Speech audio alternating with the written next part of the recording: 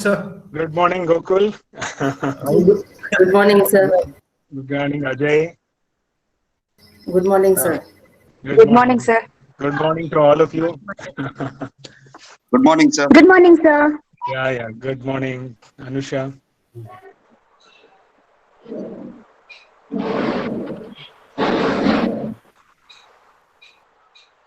The resource person is ready to come.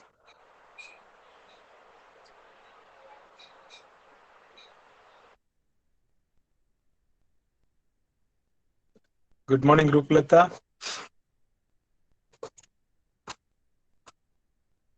Good morning, sir. Good morning. So 94 people have joined.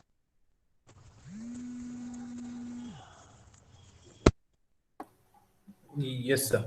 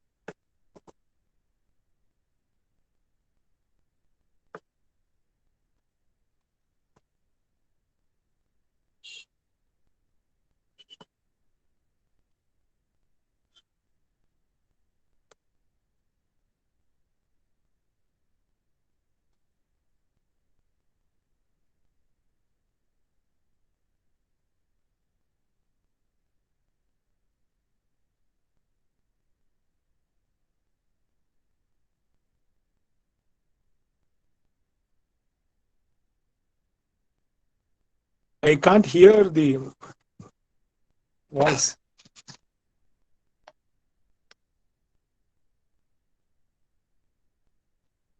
Gokul?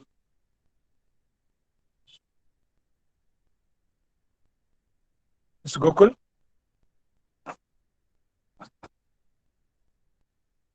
Voice ಕೇಳಿಸ್ತಾ ಇಲ್ಲಪ್ಪ.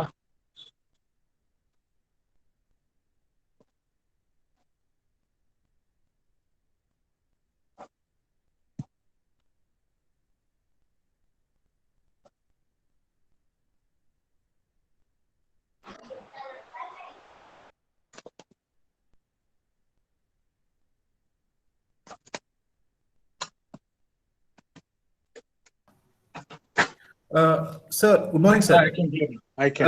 Yellappa, sir, please stop presenting. Okay, continue. Do we have Lavanya, ma'am? Lavanya, ma'am, are you there? Yes, Gopal. Good morning. Morning, ma'am. So, can we start off? Yes. We are 103 now. So, let me start. So, good morning, everyone. Good morning, Lavanya, ma'am. Good morning, Principal, sir, and all the participants and Good all morning.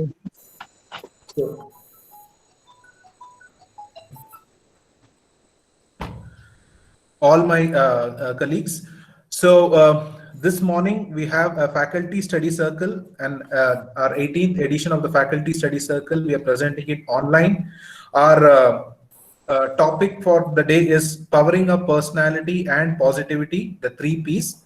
And our resource person for the day is Dr. Lavanya L, who is an assistant professor, the Department of Business Administration, Mohammed Sathak College, Chennai. We welcome you, ma'am. Thank you. This program has become a reality because of the efforts of a lot of people. So it's my responsibility to introduce our organizing team. So we have our principal, Dr. Anil Kumar, who has been the pillar behind this program, not this program, not only this program, all the other programs which we have in our college. He's also the chairman of the IQAC. We have Dr. Nagaraj MS, who heads the Department of Commerce and who is the coordinator of the IQAC. We have Mrs. Ume Salma, who is an assistant professor, Department of Commerce, and the coordinator for Faculty Study Circle. We have Mrs. Rupalata, who is an assistant professor, Department of Commerce. We have Mr. Satish MD, who is an assistant professor, Department of Commerce. We have Mr. Ajay Kumar S, who is an assistant professor, Department of Commerce. Mr. Shivakumara N, who is a member of the Faculty Study Circle. Mr. Srihari, who is a member of the Faculty Study Circle again, and myself, Gokul C, who is a member of IQAC and an assistant professor in the Department of Business Administration. So that's the organizing team. Gokul, sorry to disturb you. Please present the screen. I am presenting the screen, sir. No, it is not there. Please check. Okay. Thank you. Because it says the screen is being presented, and I just have an icon called stop sharing here. Can you see my screen? The rest of the participants? No, Gokul, it's not visible. You are not able to see the screen. Okay, I think 1 minute.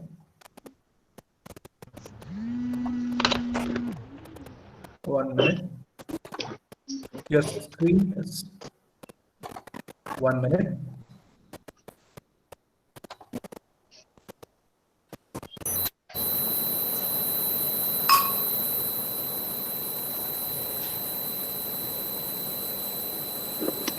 Can you see my screen now? Yes. Can you? Yes. Thank you. Yes. No. Yes. Thank you. Perfect. So now it's my responsibility to introduce to you our principal, Dr. Anil Kumar, who is a leader, who is a visionary, who is an author. Volume is less. Sorry, sir. There's so much volume actually. Let me try to increase it, sir. 1 minute.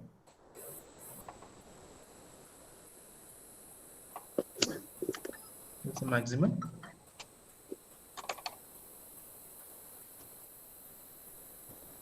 Okay. Am I sounding better now? Not that actually. Okay. Yes, Gokul, you can go ahead. Okay. Thank you, sir. So let me Check introduce with others also whether the volume is fine. It's audible for me. Okay. It's audible, sir. Okay. So our principal, Dr. Anil Kumar, has an MCom, PhD, and a DLit from the University of Panama, USA. He has 4 decades of academic experience. He has more than 2 decades of research experience. He has guided more than 6 PhDs and 30 MPhils. He has published papers in reputed journals. He has presented papers at Harvard University, USA, and Griffith University, Australia. He is author of more than 30 books on various commerce and management subjects. He is a member of the Academic Council, Bangalore University, and other academic bodies. He has been awarded the Best Teacher Award by the Rotary and Karnataka Civil Defence Corps, received from the then Governor of Karnataka, His Excellency Dr. Hans Raj Bharadwaj. He has been awarded the Abdul Kalam Golden Medal Award from Global Economic Progress and Research Association, New Delhi. He is an innovator of the 360-degree Education for Wholeness model at SSMRV College. He has his own website called sanilkumar.com. So with this introduction, I hand over to you, sir, for the opening remarks. Thank you so much, sir. Yes. Thank you, Professor Gokul. Thank you, sir. Good morning to one and all. I'm very happy to welcome the resource person of today's program, Dr. Lavanya, who has agreed to be part of this particular program, which is organized by the study circle, faculty study circle of SSMRV College. SSMRV College is run by a very prestigious institution, RV institution, which runs about 25 institutions from LKG to UG to PG, you can say. And SSMRV College is one of the top 5 colleges in India as per the India Today ranking. I'm very happy to share this information.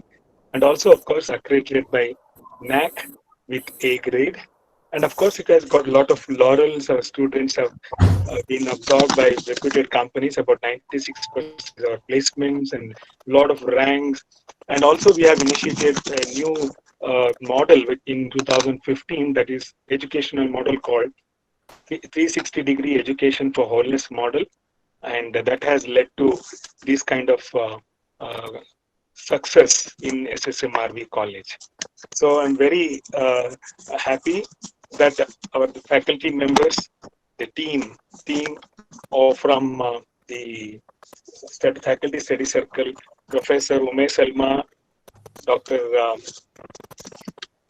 Nagaraj and his team, and of course Professor Gokul and his team have done a lot of effort and in organizing this particular program. So I appreciate all these faculty members who have taken trouble in organizing this particular program. So today's the topic is also very interesting, powering up personality and positivity, I think, which is very, very important, and especially during this time. So I once again thank the resource person, Dr. Lavanya, for agreeing and for taking this workshop or a faculty study circle program forward. And even in the future, I think all participants, I thank all the participants. About 110 participants have registered. I welcome all the participants for this particular study circle program. This is one of the unique program because none of the colleges, as far as I know, in Bangalore University, about 640 colleges, ours is the only college having the faculty study circle program, wherein we invite every month faculty affiliated from Bangalore University, and approximately about 100 to 150 faculty members come to our college, and there will be resource persons from the industry to enhance our knowledge, actually. So, and it is always given free of cost along with your certificates, etc. So it's a very flagship program of SSMRV College. So I'm very, very happy to see that there are about 110 participants from different parts of the country. So once again, I would like to welcome on behalf of the institution and behalf of the department, and also on the behalf of the trust, Rashtriya Shikshana Samiti Trust, all of you to this particular program. Thank you so much. Have a wonderful time. Thank you so much, sir. So participants, please ensure that we stick to the guidelines that has been sent across so that we have a very fruitful session. Now I request Professor Ajay Kumar to introduce a resource person for us. Ajay. Good morning, everybody. Respected principal, sir, respected resource person for the day, head of department, the coordinators, and the organizing team and participants. It gives me immense pleasure to introduce to you all my guru and the resource person for today's faculty study circle, Dr. Lavanya ma'am, an assistant professor, Mohammed Sathak College, Chennai. Ma'am has completed her PhD in management from Dept University and also is UGC NET qualified in 2008. She has received a silver medal for being university rank holder in allied subjects in her UG from SDNB Vaishnav College, University of Madras, Chennai. She has worked with various reputed institutions like SRM University, National Institute of Management Studies, currently working with Mohammed Sathak College, Chennai. She has also worked as a HR manager in various reputed corporate houses in Chennai in developing HR policies and strategies for them. Ma'am has authored several books and published various research articles in reputed journals. Her research articles are indexed in Indian Citation Index, Aldrich's Periodical Directory, United States, Google Scholar, and many more. Thank you so much, ma'am, for accepting our invitation. We are privileged to have you with us today. Over to you, ma'am. Thank you. Thank you, Ajay. Thank you. Ma'am, you can start presenting the screen. Okay.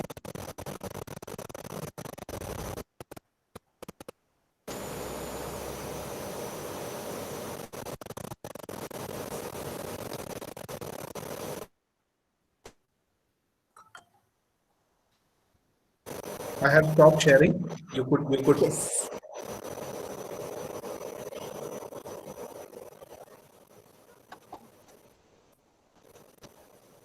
Is this visible? No, ma'am.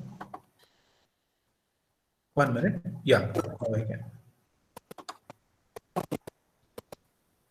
Shall we start? Is it clear? Yes. Just give me 1 minute. Yes, I can. We can see your screen. Participants. Yeah, I think that's fine. Fine. So, a very good morning to one and all present here. And the topic today is powering up personality and positivity, the 3 Ps. I'm really excited to be part of this faculty study circle, and I understand it is very unique, and the learning has been there for the last 2.5 years. The college has been doing it consistently, which is very appreciable. And even during the lockdown, they had the commitment to do this, and I appreciate the team and the professional setup which has been there under the able guidance of the principal and the department HOD. I'm really happy to be part of this. So, shall we start? So, the first thing which governs our everyday life is Google, right? So anything and everything you want in this technology world can just be Googled. Now, Google from noun has turned into a verb, right? Everybody can just search with the help of it. But there's one thing which you cannot search. Like if it is even if it's your Google or Alexa or Siri, you cannot say, hey Google, why I'm feeling so happy today? You cannot ask, hey Alexa, why I'm feeling so depressed today? So there's no answer from them. They cannot answer you that question. So in this whole world, only thing you have to find, the only need you have is to find yourself. Everything else is available on Google, right? I hope all the participants will agree to this. And so this presentation is going to address this question on, of course, I cannot rely on these artificial intelligence things. So what is that I'm going to rely upon? How do I find myself? Okay. So the session plan goes like this. So we'll start with what is personality, the basics, so that people who are from other backgrounds, because I understand diversified background people are here. So it is to give an introduction of what is personality and basically understanding what kind of personality I am. What is that comprises me? Why I am reacting this way? So that is understanding your personality. And then how it is related to the present situation, the present pandemic. What does that my personality do with the pandemic situation or any crisis situation for that matter? And can that be changed? Whether we're going to see the answer to that question. And finally, the topic of how to power up ourselves with positivity. And I'll open the forum for questions so that the audience can put their questions. Okay. So we'll start with some famous people. I'm not putting here guess who, I'm just putting guess what. So these are 2 famous people. I want you to understand, of course you can answer this question as Mark Zuckerberg and Steve Jobs. The question is not guess who, it is guess what. What kind of person, the moment you see them, what strikes your mind? Okay, I'm just stopping the presentation to share, to switch to chat box. I want your understanding of what Zuckerberg is and Steve Jobs is.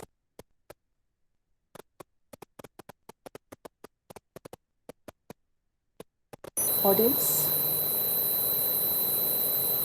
College dropouts, pioneers, success. Voice is not clear. I'll just increase the volume. Is it better now?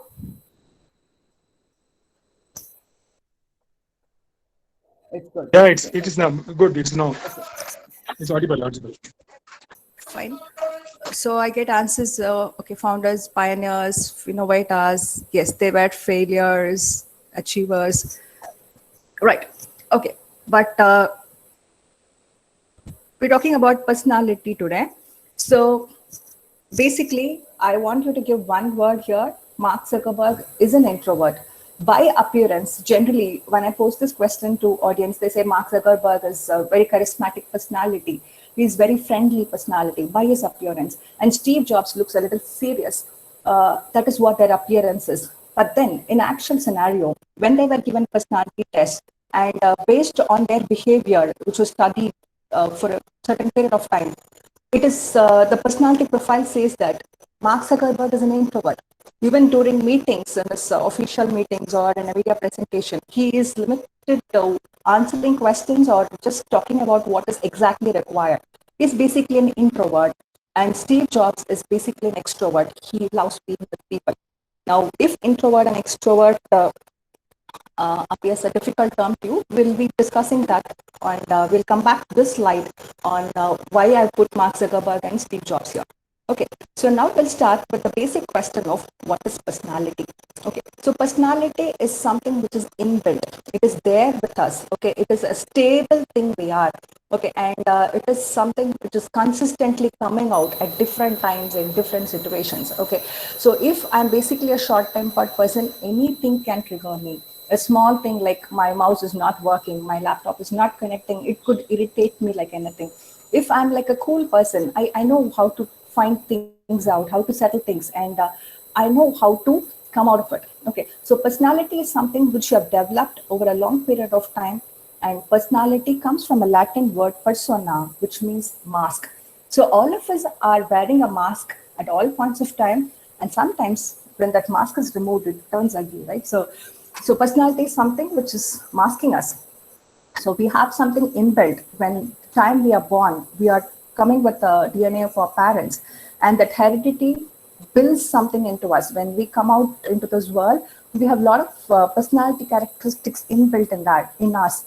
And then there is also something else which builds the personality. Okay, so what constitutes personality?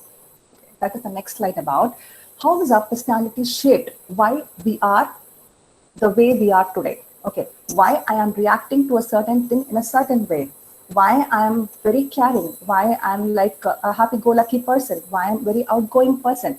All these are answered by just these determinants of heredity. That is what I have inherited from my parents, grandparents, and my ancestors. It is there built in me. And the next aspect is environment. It is also called as nature and nurture. Okay, so personality is nature also. It is there in me, and nurture is the upbringing which has happened to me. Like in the environment, it would mean it is like the place I am. Whether I be in a small society or a big society, small family, big family, how my parents are, how my education is, where do I study, the social factors, the cultural factors, all these play an important role in shaping my personality. Okay, so it is not just one factor. There are like multiple facets which bring out one shape out of me. It is like molding your personality into a plaster of Paris, and then say, yeah, this is your mask, please wear it. And you are wearing that mask for yourself, and you say that, yes, this is me. Okay, now this is how a personality is shaped. That is how it comes into place. Now, when we are saying personality, there are n number of ways to assess a personality. If you just Google that, you have 16PF, you have MBTI, there are a lot of tests, and then there are like a contemporary test which people develop on their own on personality traits. So traits are basically characteristics. Okay, what kind of person I am, the characteristics, that is called as traits in psychology. Now, the most widely accepted is big five personality factors, and that is what we are going to see today. Okay, so big five personality factors, it is, so we'll start with agreeableness. So agreeableness is what kind of person are you in a team? Whether you're able to integrate with people over there, whether you're able to collaborate, whether you're trustworthy, how you're syncing with the team, how you fit into that team, that is called as agreeableness. When we talk about emotional stability, See, emotional stability is the confidence you have. Okay, if something happens, yes, I know I can face it. If there is a problem, I don't sit and cry. I know how to face it. So emotional stability is basically whether you are balanced whenever things strike at you, whether you are able to handle it in a proper way. See, if you would have seen people who just watch some reality show and start crying, it means they are low on their emotions and that's stability. And there are people who just face the real life trauma with a lot of confidence. Okay, so that is how they are built, or that is how they have turned themselves into. And next is openness to experience, is basically how curious you are, how innovative you are, how much you are willing to take up risk or adventure. Now, when I say openness to experience, Mark Zuckerberg and a lot of successful people have always been experimenting. They love to take a lot of risk. Okay, and that is what differentiates them from normal people. Okay, that is what differentiates the successful people. They love to take risk. They are not afraid of failures. Failures is just one learning point for them. Okay, and for a simple people, like for a layman like us, openness to experience would even mean to going to a restaurant and opening the menu card. There are people who just don't want to even try or see what is there in the menu card. They just say, I want to order aloo paratha or dosa sambar. And that is enough. That is me. I just stick to one consistent approach, very predictable approach.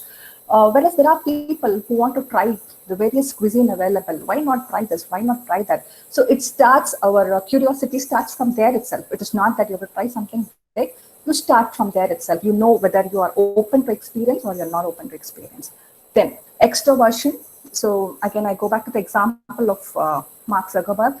He is not basically an extrovert person. Okay, so whenever in psychology class, when I've said that extroverts are basically very optimistic, they are very cheerful, they want to be with people, they're very sociable, and they take the situation with them. They are like the attention or center of attraction of any party. There are a set of people in my audience who question me. So does it mean, ma'am, that introverts are not successful? That is the main thing which strikes them, but that is not. So extroverts speak to people and introverts speak to themselves. They question themselves. They're like, they're happy with themselves. They love solitude seekers, but then they think a lot. They come up with solutions. So it is not that only extroverts are successful and introverts are unsuccessful. There is nothing like that. Both extroverts and introverts are successful, just that we should be aware of what kind of person we are. That self-awareness helps a lot. And even this session, when like Salma ma'am asked, you have to link it to the present situation. That is what comes to our mind, like self-awareness. Why should we know our personality? Why should we know what kind of person I am? That helps us understand how we are reacting, why we are reacting to the situation in a particular manner. Okay, so then conscientiousness. Conscientiousness is basically the reliability, whether you are dependable. If I have some work, I can give to some of my students and I know it will be done. So I want to arrange for a presentation. I want to design the presentation. I can give it to some of them and just forget about it. They'll come back with a neat PPT of how it has to be presented on screen. So that is how some are very dependable. They're very punctual, meticulous. They keep everything in order. So in corporate and even in many colleges, they have this 5-year system. The Japanese system of keeping things in order. So everything in place and a place for everything and everything in its place. And that is how conscientious people are. If it is like, and one of my friend, even she labels all her kitchen items so that anybody who steps into a kitchen can find things easily. So people are that extreme organized, that extreme, yes. Lavanya, I'm sorry to interrupt, but I guess there's a lot of background noise probably because I muted all the participants, but I feel, do you want to check the audio settings of your laptop? Just a minute. I'll just switch off the fans. Hold on. Yeah.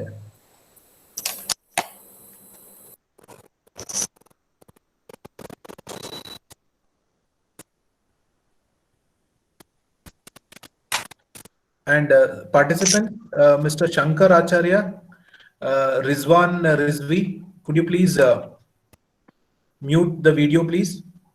Ma'am, I think it's better. The audio? Okay, fine. Yes. That was Participants, a reminder, please mute your audio and video. Thank you, ma'am. You can continue. Thank you.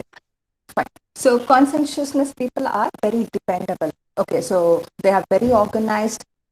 they plan something and execute them. They are very meticulous. They execute in a very perfect manner, and that is how they are. Now, these 5 factors, I cannot say like I am an agreeable person, I am an emotionally stable person. I cannot say that.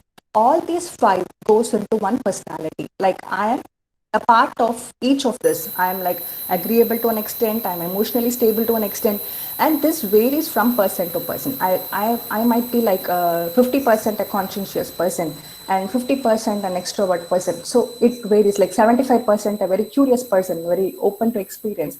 So first, understanding ourselves gives a lot of introspection. It's like we'll be aware of what kind of person we are, and that is pointing us towards the next slide of who am I. Okay, now I'm going to just post this link in your chat box. So I want all the participants to take up this test. And this test is not like your quiz content where you have to score 85% or 100%, nothing of that sort. There are no right or wrong answers. It is a simple psychological test which will tell you what kind of person you are in these 5 criteria, in these 5 traits or characteristics. So you will be aware of yourself, what kind of person you are. And from there, I'll take it forward on why this is related to the present day pandemic. Okay, so I'm just stopping the presentation here. I'm posting this link in the inbox.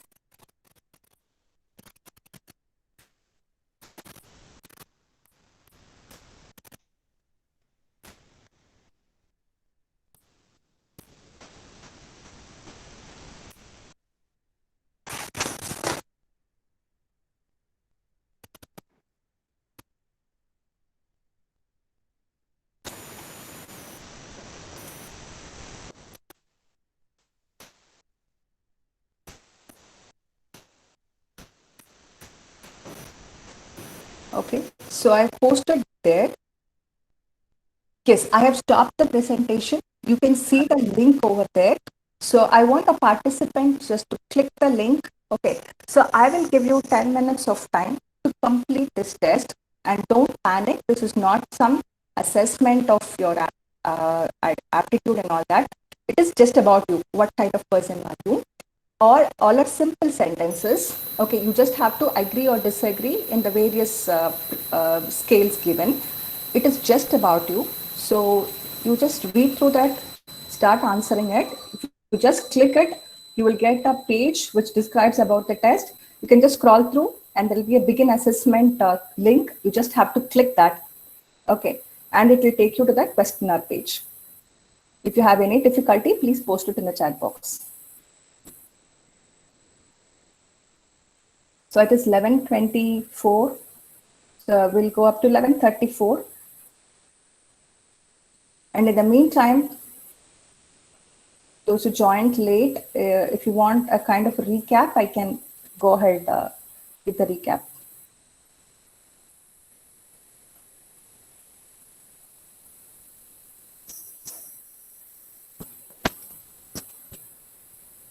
Gokul, is it clear?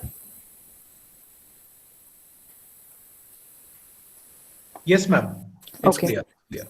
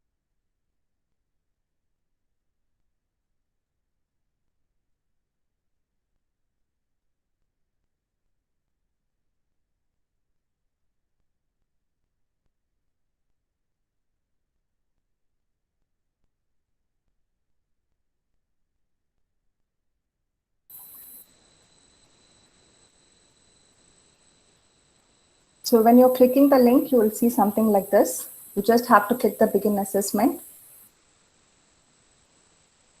And you'll see the set of questions. You just have to click whether you're agreeing or disagreeing or neutral.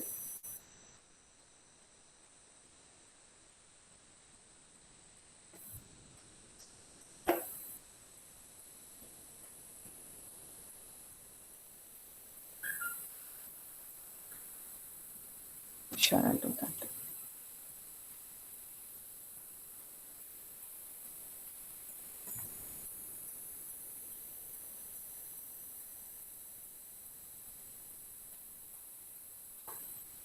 Just click on the link, and at the end of the page, you will see that there's a begin assessment option. Just click that and you will be getting this page, which I am showing on the screen. Okay, and you just have to click continue once you are done, and then click no to the next answer. Unable to select options. Yes, just close the page and try again. I'm just randomly doing it.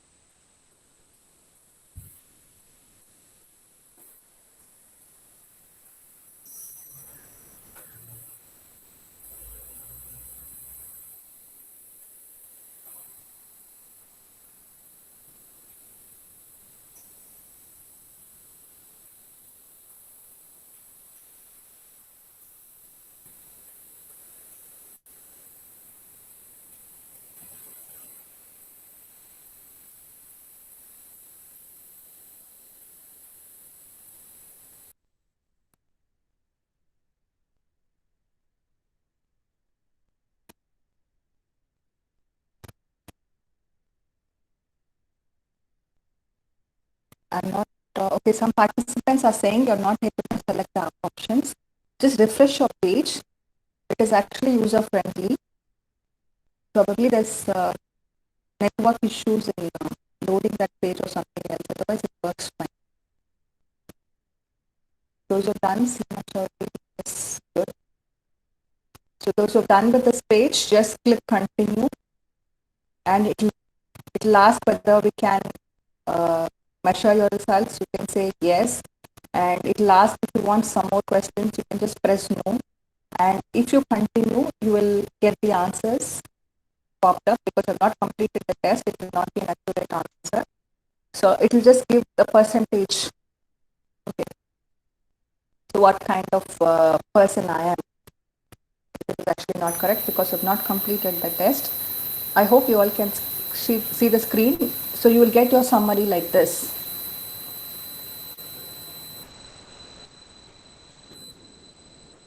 Mic is not clear. I think the audio here is fine, Mr. Shankar. Gokul, is it audible, Gokul? Yes, ma'am. It is audible. Okay. Yeah.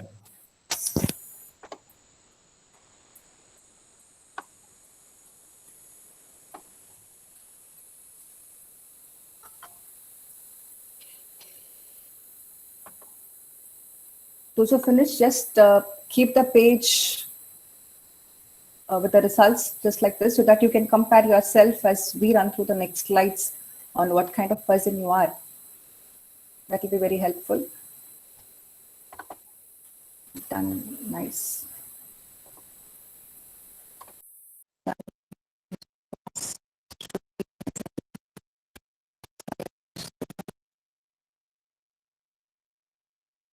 just wait 3 more minutes.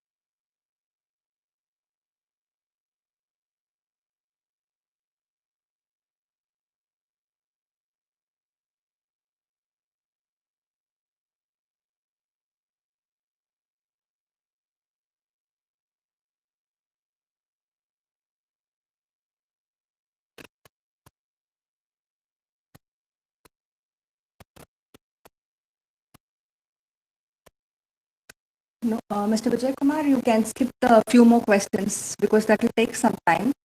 So probably you can do it after this session, so you get a better understanding of yourself. So this test is basically an overview of your personality, and this itself is, I found, based on the subjects I've tested, is kind of accurate.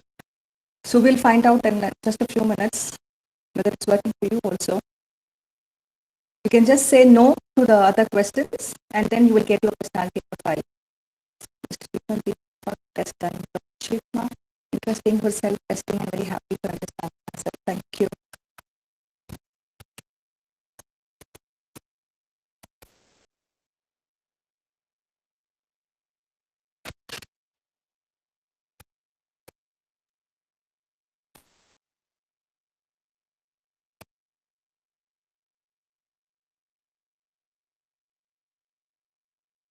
The time is up. So people can come back to the session. You can take up the test probably after the session if you've not completed it or if you have some technical issues.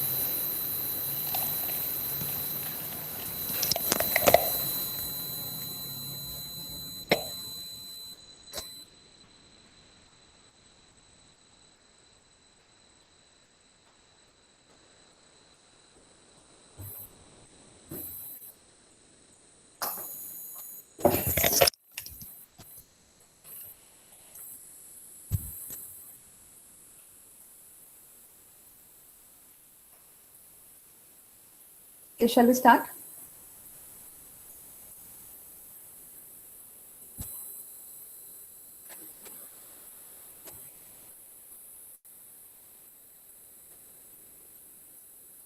So I request the participants to come back to the session, even if you have not completed your assessment. If you are facing some technical issues, you can do it after the session. So you just keep a track of this so that you can easily understand and relate it to once you have done your test. Okay. Let's start.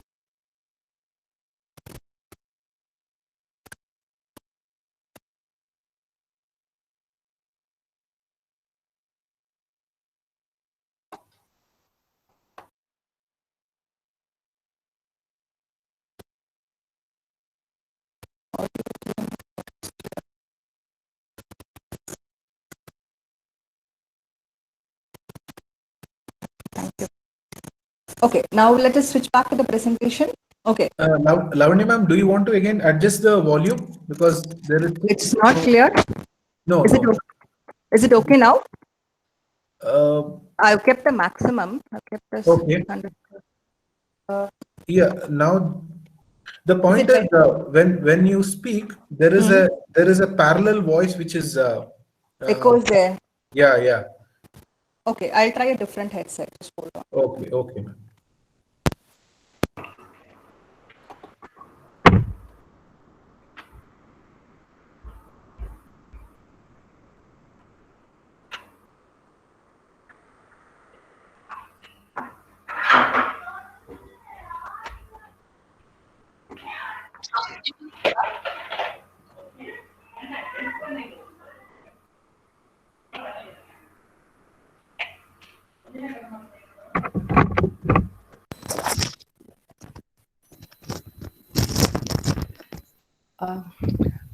Gokul, is this better? Ma'am, it may be a bit early to judge, but you could Okay. continue in case Yeah. this one we could. Fine. You just stop me if you're not able to hear me. No, ma'am. Okay. Thank you. Fine. And for the benefit of those who've joined late, we have just understood what is personality. And if you're not from this HR background or psychology background, personality would basically mean a stable set of characteristics we have acquired throughout our life based on heredity and the environment we have grown up. And the personality trait test would have taken up and would have given you a result of what kind of person you are. Now we are going to interpret and decode it on, and this big five personality, if you can see the first letters, this neurotism is the other name for emotional stability, and this is itself an acronym, OCEAN, ocean. Okay, so our personality is an ocean also. So openness to experience. If you are this is the highest score. If somebody has scored 85, 90 on this, it means you're very curious, very inventive kind of person. Okay. And if it is on the lower side, if you are basically very consistent, you're very predictable, you're very cautious, you don't want to take any kind of risks. So that is what this segment means about you. So the entire of all this five, this ocean concept, you will be a part of everything at some varying levels, some percentage, like some maybe 10%, some maybe 90%, 99%, 100%. So it is like, if it is openness to experiences on the higher side, then it means that you're very inventive and very curious, and you are opening up yourself for various experiences of life, and you're ready to take risk. And whereas the lower side would mean you're consistent and you're very cautious in taking up your steps. And somewhere balanced, like 50-60 score would somewhere be here, which means that you're balancing both extremes. And conscientiousness, if it is on the higher side, it means that you're extremely organized. You are like you are the example of 5S system in an organization. You are like, the ISO records can be trusted to you completely. Everything will be documented and perfect. You're very efficient in your work. That is what higher side means. On the lower side, you're extremely careless and easygoing. And so most of us would be falling in the middle of this. There are extremes in any cases. Okay, so easygoing and careless is basically at the younger age, we tend to be very, casual and cool, where our parents get stressed about our exams. We are pretty cool about that. And as we age, we understand the importance and the competition, the pressure, peer pressure and all that. We move to the higher scores. Okay, so and then extraversion, I think we've talked a lot about it. Extraversion, the higher side would mean you're very outgoing, you love to party, you want to be with people, very sociable. And on the other end, if it is low, you are a solitude person. If I can borrow the solitary reaper from William Wordsworth, which we all of us studied in our school days, it is like you are happy with yourself. You're a very reserved kind of person. You want to be with yourself. And agreeableness on the higher side, it means you're very friendly, you're willing to help people, you go that extra mile to be with your team. So that is like, you want to be very compassionate, you want to be very trusting, very helpful. Whereas on the lower side, it means it's very challenging with you to be with you. It is like we don't understand you, and you're very detached with the crowd, you're very detached with the team around you, you want to be on yourself. And neuroticism is basically emotional stability. If it is like you're low on emotional stability, you're very sensitive, you're not open to criticism, you don't want people to criticize you, you become nervous, and even a small things which don't work irritates you. Like there was one person who dropped his phone, and then he got furious. Okay, it was somebody hit him when he was walking on the corridor, and the phone fell down from his hand. So it could happen to any of us, and the way we react matters. If you show an ugly side, then probably people will not be willing to come and talk to you. Okay, so if it is like we're not emotionally balanced, then we tend to be very sensitive and nervous, and be irritating for others as well, and we are irritating ourselves. As I say, anger kills first ourselves, and only then our words kill others. Okay, and if you are high on emotional stability, you're very secure, you're confident. Okay, so new experiences or new emotions do not disturb you much. You're able to handle it in a fine manner. Okay, and this is how the personality traits are, and this is what you will be able to relate it to yourself. And I want to know if this matches your personality, the test which you have just taken. A few comments is appreciable. Is this matching your personality test which you have just arrived at?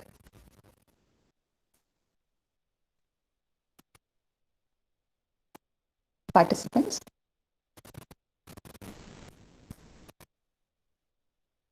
Yes, okay, thank you. Fine. Now, the question is, why are we discussing about this here, and what relationship it has got to the pandemic? What is the present situation? Okay. Now, be it COVID-19 or any kind of pandemic situation, any crisis, that is all integral part of this universe. That is what we understand, right? So today it is COVID-19, yesterday it was a swine flu or Ebola or something of that sort. There have been pandemics, and there are even studies which says that every 100 years there's a big calamity which strikes the world. And there have been the generations of people who have survived those. So it is basically our survival skills.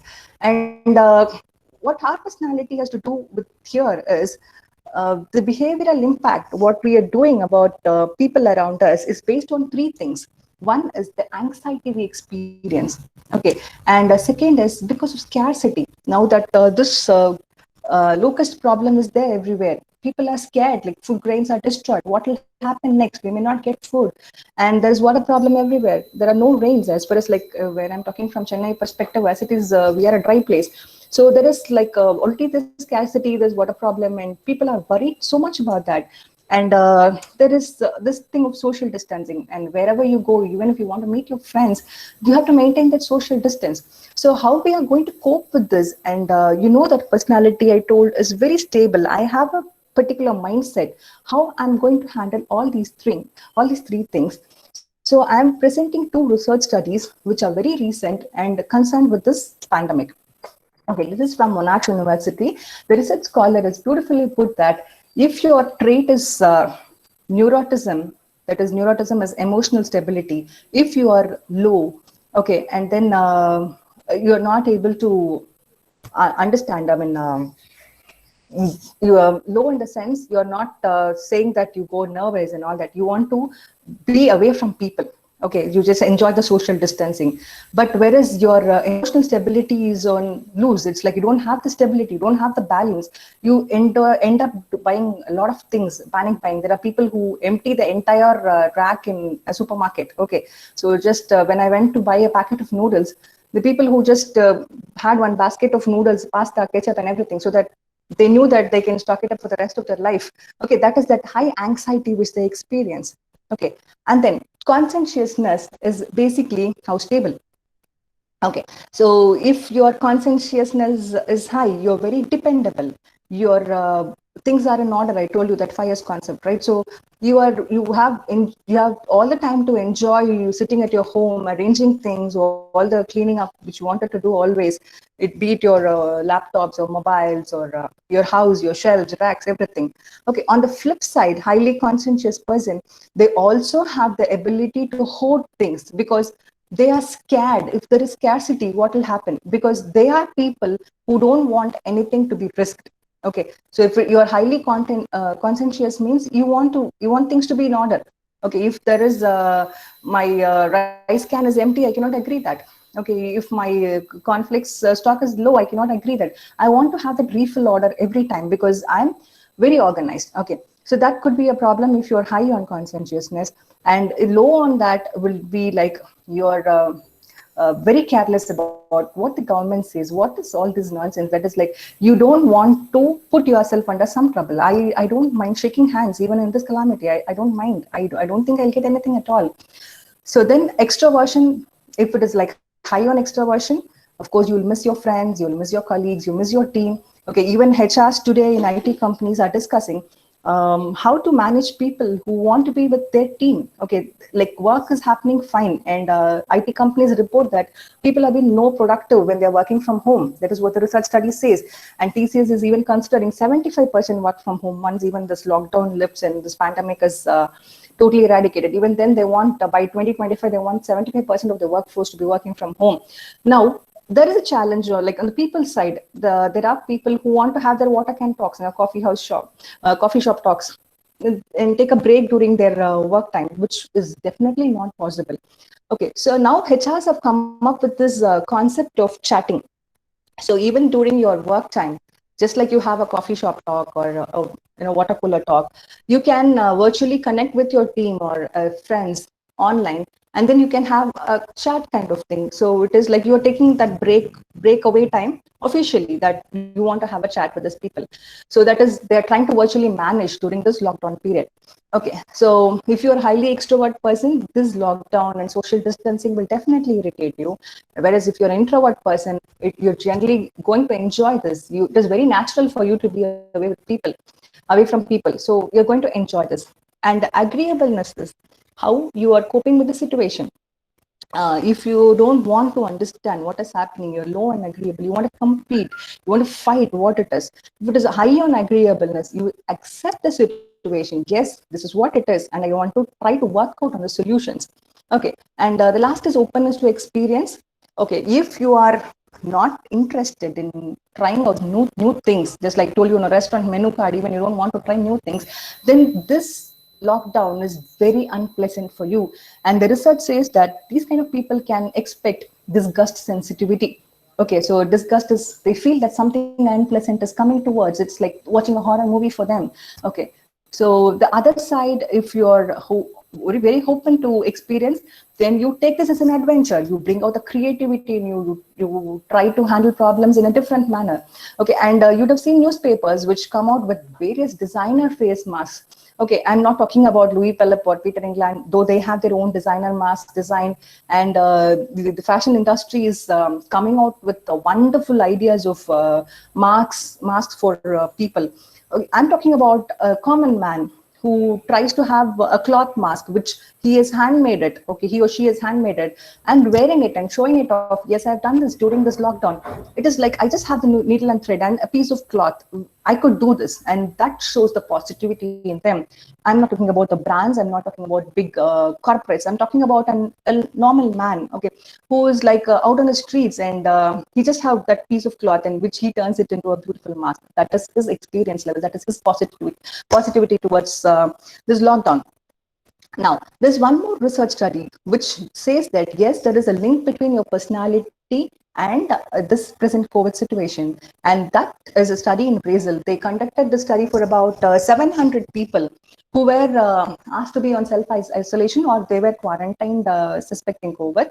And the personality traits measured was extroversion and conscientiousness. And during this study, the people who were high extroverts, who measured to be high extroverts, they said that they don't want to maintain social distancing. To them, hand washing is okay, fine, but I don't want to get away from people. I want to be with them. Okay, so don't isolate me is their mindset. And then that could also cause depression for extroverts, because if you're high in extrovert, you will definitely miss people. And then conscientiousness people who are always organized, who are always dependable, they felt that social distancing, yes, I want to maintain that. And hand washing, yes, I want to do that, because that is a norm, that is a new normal, as people are calling. That is how it has to be. It's not just about the lockdown 1 or 2. Now, tomorrow, this lockdown phase ends and lockdown 5 is Going to start. Hello? I hear some noise. Okay, so this new lockdown is going to have new set of rules, and now things are opening up gradually. Okay, the staggered exit of this lockdown in various industries. Okay, so it is like state-wise and district-wise, it is going to be different. So once this opens, the threat for being exposed to the virus is more. So how we are going to cope ourselves with that? Okay, and there are people who have just toned this down, saying that it is not something which is very deadly as it is claimed. Okay, probably from December to this May, people have come to the mindset, yes, there's one big curve which has come, which we'll be discussing towards the end of this presentation, on how we have started of reacting towards this pandemic, and what is the present state of mind from lockdown 1 to lockdown 5. Okay, and this basically is the personality we are. Now, I hope the participants are with me.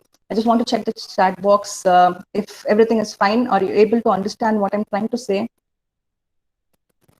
Yes. Okay, fine. Good. Thank you. Fine. Now that I told you, personality is something which is very stable with us, and now that you have a personality profile in your hand on how you are, whether you are emotionally stable, emotionally disturbed, or whether you're depressed, you're open to experience or not. Now the question is, can personality be changed? Okay, that is the question put forward to you, and the answer is an exciting yes. Yes, it can be changed, because if personality cannot be changed, we won't have a session like this. Okay, and probably there won't be trainers who give training on personality development programs. Fortunately, personality is made of, I told you, plaster of Paris kind of mold, and that mold can be altered. It is not that fixed mold. You don't have to break that mold. You just have to come out of our inhibitions. First, just that self-awareness is very, very important. I have a problem in addressing people. I'm an introvert. I'm shy to talk to people, but my work is probably, I'm a teacher, so I have to talk to people. I cannot say I'm an introvert. I'll just write on the board, or I'll give the PPT. You can study yourself. I cannot do that. So if my profession demands, then I have to change slowly a bit of myself. If I get into sales or marketing, yes, I have to talk. Okay, at least I have to talk to convince people. I have to talk to convey what is there in my mind. So personality can be changed. A lot of efforts is required, and it is sustained personal effort. It is not somebody is forcing, oh, yes, you have to change. I take the stick and say, yes, you start talking to people. You have to be more assertive. You have to be innovative. It doesn't work that way. Okay, and it is basically a personal effort, and it is careful goal setting. Yes, these are my goals, and today I'll do this, tomorrow I'll do this, and you take one step at a time. Okay, there's this one person of mine, one friend of mine, who attended this Art of Living sessions, and he attends this Sadhguru Isha Awareness. One of the sessions, he came back and said, see, Lavanya, I'm going to be, generally I'm very short-tempered. Now see, after attending this session, I've attended a lot of, I feel I've attained a lot of enlightenment. I don't feel angry anymore. I feel there is the inner peace, inner calmness. This the 3 days of session has transformed me a lot. And when he was just telling me all these things, we were just on the road, and a guy crossed with his Avenger bike and hit him. He just swished through, and it slightly hit on his elbow. This friend of mine started screaming. Okay, so it is not that you attend a 2-day yoga session and then you feel that you're transformed, the entire thing has changed. All the 30 years of my life, what I've accumulated is just gone in one or 2 days. It doesn't happen that way. You need a spark. You need a spark, and that happens in yoga classes, or there's discourses or art of living sessions, or whatever you name it. There are n number of people who are guiding us through. And as Sadhguru says, he says that as Indians, we still have the connectivity to the earth. Though we may live in high-rise apartments these days, our ancestors, they have passed on their heredity to us, which means we are connected to the ground, and being in the ground means we know that we have that immunity. Okay, and luckily the statistics also says that compared to the overall death percentage all over the world, India seems less. Okay, so now that is a different part. But when I'm coming here, it is not that you do attend one personality session and you say that yes, I'm transformed completely. It doesn't happen that way. So today's session you have attended, probably you will be aware of what kind of person you are, and you will understand what has to be changed. Like all these days, I don't even know why I was reacting like this. Now I know why I'm doing this. That awareness is created, and probably you can start one single step and what has to be changed. Okay, and I set goals for myself, and then slowly I transform this. Now, once you're done with this, now positive personality changes definitely comes in, and it is accelerated when people are leading meaningful and satisfying lives. When I say that meaningful lives, it doesn't mean that I have to live a rich life. I don't have to be in Ambani's family to be enjoying a meaningful life. Okay, so when we had a session on personality with my students, I generally ask them to present a personality. So just like in any MBA class, so they do that. And one of my students asked me, why should I present about Tim Cook or Sundar Pichai or Steve Jobs? I want to present someone very different, someone unknown to this class. I said, yes, go ahead. And he presented a person who runs an NGO near his house. And see, I have a very heterogeneous crowd in my class. I have people who are from very poor background, who are first-time graduates, whose parents have not even stepped into a school or a college, and who have that passion to study. They want to excel in life. And there are extremely other set of students who have lived all through their life very sophisticated, and there are NRIs, and there are people from foreign countries, even South African countries, and it is a very mixed crowd. Okay, so gently, so we take international examples so that it appeals to all of us. And this person said, ma'am, I will make a difference. And he showed the presentation of the person who's also from a similar background. And with whatever limited resources he has, he's trying to reach people. So if he gets like 2 lunch packets, he gives one to other person. Okay, and he slowly started that habit, and now he's running an NGO which helps people around in his area. Okay, so he's a person.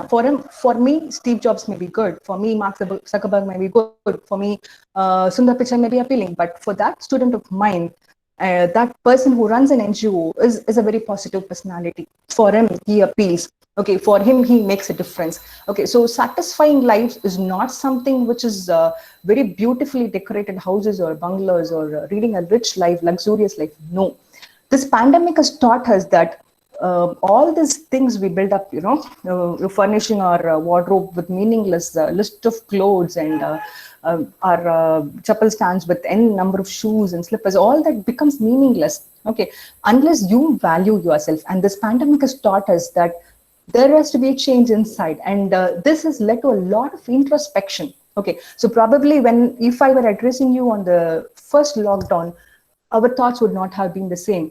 Probably would have been there have been a lot of anxiety, and people would dismiss a webinar like this saying, okay, this person is talking because she is sitting comfortably in a air-conditioned room. There are people who are suffering, there are migrants who are suffering, nobody bothers about that. So we keep negativity in front. Okay, so we are open only to criticize people.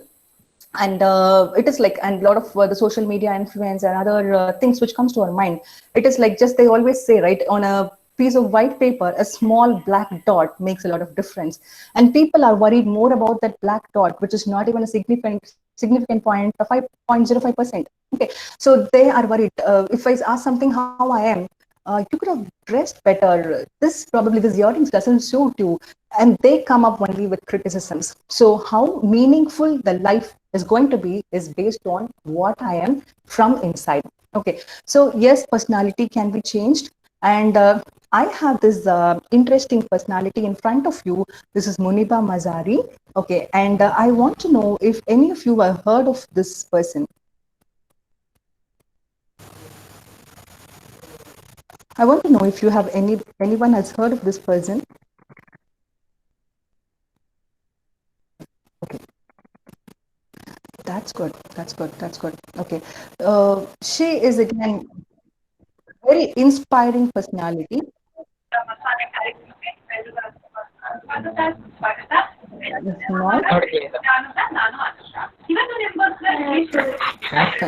So, see, this person, from her appearance, she looks very positive, very vibrant, and then that smile on her face talks a lot about her, right? I hope you all agree with me that she looks an epitome of positivity.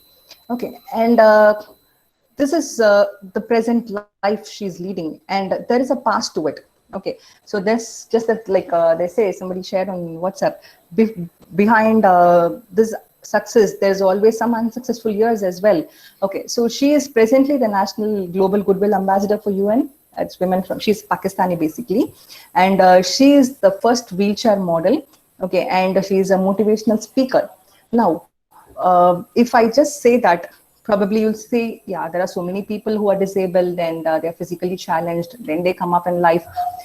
Probably if you hear it out from her, you will feel it is more inspiring. Okay, so I'm just switching on. Yeah. They call me disabled. I call myself differently abled. There are some incidents that happen in your life. Those incidents break you, deform you, but they mold you into the best version of you. And the same thing happened to me. I was 18 years old when I got married. My father wanted me to get married. And all I said was, if that makes you happy, I'll say yes. And of course, it was never a happy marriage. Just about after 2 years of getting married, I met a car accident. Somehow my husband fell asleep. The car fell in the ditch. He managed to jump out, saved himself. I'm happy for him. But I stayed inside the car and I sustained a lot of injuries. The list is a bit long. Don't get scared. The wrist was fractured. Shoulder bone and collarbone were fractured. My whole rib cage got fractured. And because of the rib cage injury, lungs and liver were badly injured. I couldn't breathe. I lost urine and bowel control. That's why I have to wear the bag wherever I go. 3 vertebrae of my backbone were completely crushed, and I got paralyzed for the rest of my life. I finally ended up in a hospital where I stayed for 2.5 months. I underwent multiple surgeries. One day, doctor came to me and he said, well, I heard that you wanted to be an artist, but you ended up being a housewife. I have bad news for you. You won't be able to paint again because your wrist and your arm are so deformed, you won't be able to hold a pen again.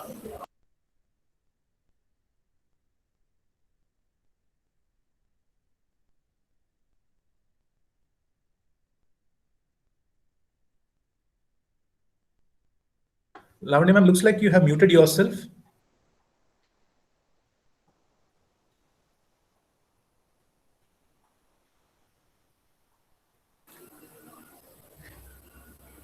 Yeah. Yeah. I For was some time. devastated. I asked my mother, why me? And that is where I started to question my existence. Why am I even alive? And that is where I realized that the words have the power to heal the soul. My mother said to me, this too shall pass. God has a greater plan for you. I don't know what it is, but He surely has. And in all that distress and grief, somehow or the other, those words were so magical that they kept me going. One day I asked my brothers, I know I have a deformed hand, but I'm tired of looking at these white walls in the hospital and wearing these white scrubs. I'm getting tired of this. I want to add more colors to my life. I want to do something. Bring me some colors. Bring me some small canvas. I want to paint. So the very first painting I made was on my deathbed, where I painted for the very first time. It was not just an art piece or just my passion. It was my therapy. And then I was discharged and I went back home. And I went back home and I realized that I have developed a lot of pressure ulcers on my back and on my hip bone. I was unable to sit. There were a lot of infections in my body, a lot of allergies. So doctors wanted me to lie down on the bed straight for not 6 months, for not 1 year, for 2 years. I was bedridden, confined in that one room, looking outside the window, listening to the birds chirping, and thinking maybe there will be a time when we'll be going out with the family and enjoying the nature. That was the time where I realized how lucky people are. That is the time where I realized That the day I'm going to sit, I'm going to share this pain with everyone to make them realize how blessed they are, and they don't even consider them lucky. That day I decided that I'm going to fight my fears. We all have fears. Fear of unknown, fear of losing people, fear of losing health, money. We want to excel in career, we want to become famous, we want to get money. We are scared all the time. So I wrote down one by one all those fears, and I decided that I'm going to overcome these fears one at a time. You know what was my biggest fear? Divorce. I was trying to cling on to this person who didn't want me anymore, but I said no. I have to make it work. But the day I decided that this is nothing but my fear, I liberated myself by setting him free. And I made myself emotionally so strong that the day I got the news that he's getting married, I sent him a text that I'm so happy for you and I wish you all the best. And he knows that I pray for him today. Number 2 was, I won't be able to be a mother again. And that was quite devastating for me. But then I realized there are so many children in the world, all they want is acceptance. So there is no point of crying, just go and adopt one. And that's what I did. People think that they will not be accepted by the people because we, in the world of perfect people, are imperfects. So I decided that instead of starting an NGO for disability awareness, which I know will not help anyone, I started to appear more in public. I started to paint. I decided that I'm going to join the national TV of Pakistan as an anchor person. And I've been doing a lot of shows for the last 3 years. I became the National Goodwill Ambassador for UN Women Pakistan, and now I speak for the rights of women and children. We talk about inclusion, diversity, gender equality, which is a must. Every time I go in public, I always smile. It's always a big toothy smile on my face, and people ask me, don't you get tired of smiling all the time? What's the secret? I always say one thing, that I have stopped worrying about the things that I have lost, the people that I've lost. Things and people who were meant to be with me are with me. And sometimes, somebody's absence makes you a better person. Cherish their absence. It's always a blessing in disguise. Live your life fully. Accept yourself the way you are. Be kind to yourself. Be kind to yourself. I'll repeat, be kind to yourself, and only then you can be kind to others. Love yourself and spread that love. Life will be hard. There will be turmoil. There will be trials, but that will only make you stronger. So when you accept yourself the way you are, the world recognizes you. It all starts from within.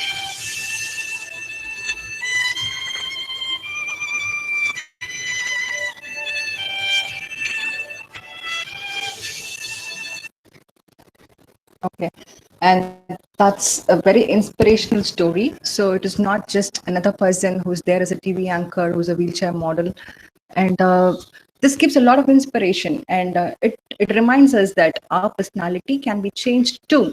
Okay, so from what we understand from her story is that she's been a very normal, a conservative girl grown up in any family. It could be like you and me, the women audience in the connected here.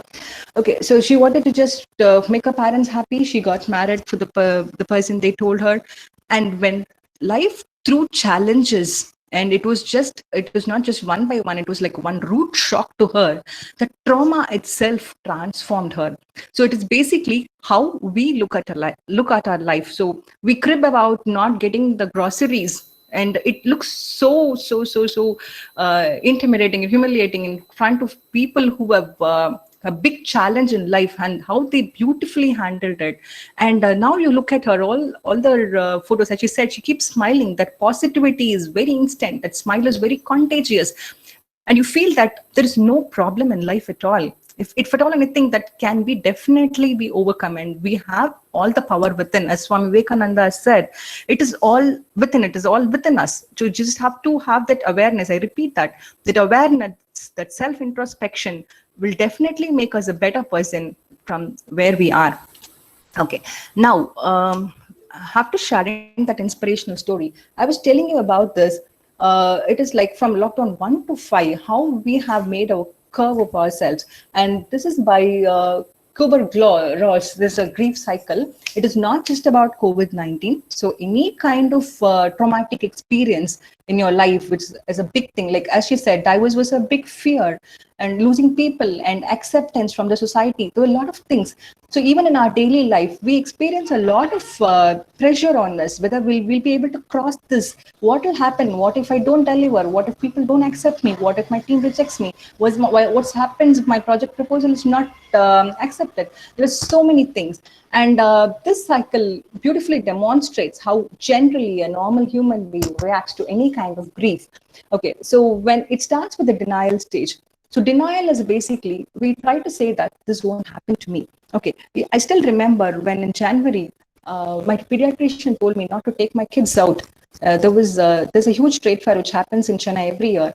And I wanted to take my kids there. I wanted them to experience that mud and sand over there, but she said no. And I said that it is not going to happen in Chennai. It's somewhere in China, somewhere in US. Okay, it's not going to happen here. That denial was there. Okay, and people, even if it is not just about this pandemic, there are people who are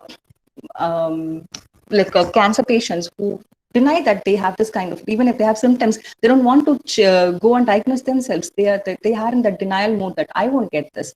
I'm not a person. I'm a very good person. Why will I get this? So they have this denial mode, and that is what happened for us.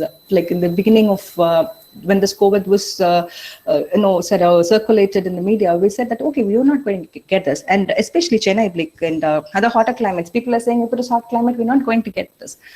And once the calamity strikes, once we really get news about people getting infected, there is anger, there is frustration. Why it is happening? Okay, and it is always that people question, why me, when we are having a problem?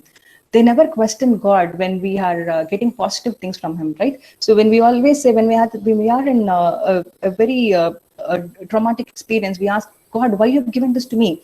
When He has given us a very pleasant experience, we never ask why you gave this to me, right? We are happy enjoying that. And this anger turns into depression for some. They're not able to fight back. They go into that very deep hole they dig for themselves. And somewhere slowly it recovers. It says that, yes, this is how it is. And probably you speak out to people, reach out and see how people are handling themselves. And you would have seen a lot of Twitter accounts. They post that, yes, I'm tested positive. All the celebrities, yes, I and my wife tested positive for this, and we will keep you posted on how it goes. And they share their experiences. And definitely that's not scary. It is very interesting that people are there on social media and telling you, yes, I am a COVID patient, but I'm not suffering as much as media is showing. There are people who are suffering, agreed. Okay, but it is not the same for all of us. It is different. Okay, so you try to bargain, you find resources, you share with people, try to come up with the grief, and then the last place is acceptance. You're trying to explore options and you try to move on. And that is where the new experiences, I told you, openness to experience. You're trying to accept this and find solutions from there. And as Jack Ma said, in every challenge lies an opportunity. Okay, in every complaint lies an opportunity. If your customer complains, don't fight with them. Don't try to react. You just say that, yes, you accept the complaint and you find solution for that. So he always says that success doesn't come to people who are smart. He says that success comes to people who are first. Okay, if you're first, you come with a solution, then probably people will be ready to accept you. Okay, so this cycle, which is supported by information and communication, emotional support, and guidance and direction, is perfect for this particular pandemic. And not only this crisis, as I told you, any kind of crisis situation in your life. Okay, and now there's going to be scarcity, or if you hear of tremors that was there in the news yesterday, it could be anything. You don't go into the depression mode. There are people who are very successfully moved from denial mode to acceptance mode. If they say, yes, it won't come to me, and it has come, okay, then don't go through these three. Just go to the acceptance mode and start fighting it their way, so that you don't waste your time on these things. Okay, so that is how people are very successful handling this particular grief period. That is this particular period. Now, having said everything about personality, we'll move on to the second part, and the third part of like how to improve your positivity inside you. And this brain Tracy is again a very good motivational speaker, internationally acclaimed. I'm sure many of you would have listened to his podcasts or videos or attended his courses. And he has given beautifully listed 7 positive things which we have to take up. And again, this is not only for this particular lockdown. This has to be carried on goal-wise measures. I told you, like simple goals today, tomorrow, and 1 week, one month. You just make it make it as a routine for yourself, inbuilt in yourself.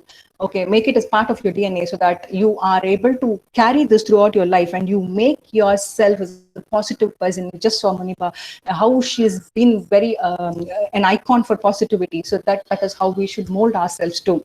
And the first thing he says about positive affirmations. So every day you can do a self-talk. You just have to tell yourself, yes, I can do it. So like Abdul Kalam even said that you always say that you can be a winner. Okay, so God is with me. You just keep giving positive commands to yourself. Okay, and that is how things work. Okay, so you can see, I feel awesome. I feel awesome. I'm responsible for this. So all these affirmations will help you make a better person. You can see a better version of yourself, or sometimes the best version of you. Okay. And then next is positive visualization. This is basically getting a clear picture of your goal. What is that you want to do now we are successfully completing lockdown 4 and entering a 5th phase, probably, yes, it will be extended. And what is that you visualize? What is that you have done these past 2-3 months? What have you been doing?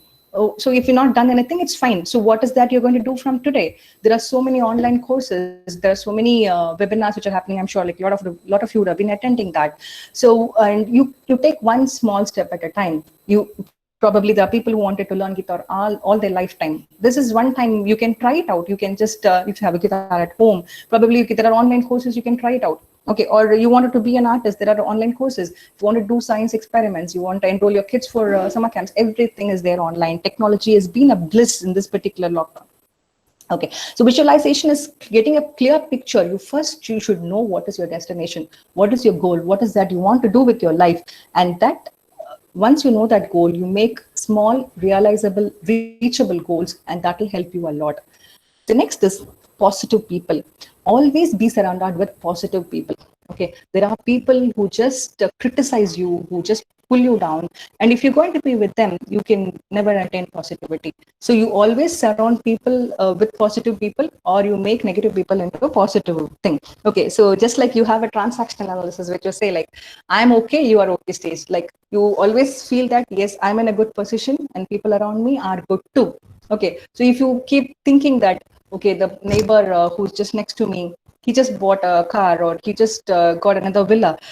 So it is like, if you're going to keep comparing, and if you said he's in a better position, I'm not okay, you are okay, it's a pain on yourself. Okay, because you are training your mind saying that you are in a very pitiable stage, though you may be very successful.